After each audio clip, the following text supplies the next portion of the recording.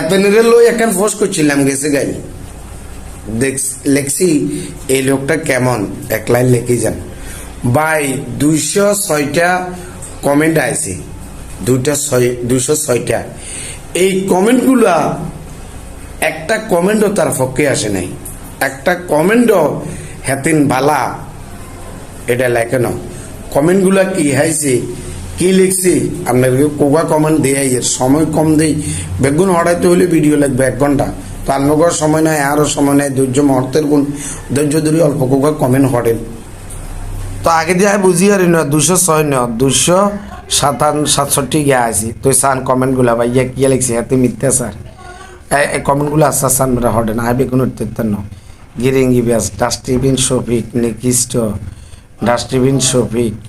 পাকিস্তানের দালাল মিথ্যাবাদী মিথ্যা দিয়ে কবিতা বলে তারপরে এর কথাই তার শারীরিক দিক লক্ষ্য করলে মনে হয়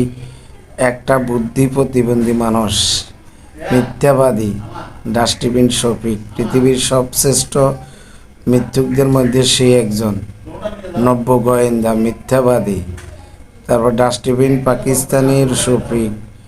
কুলাঙ্গার চাটুকার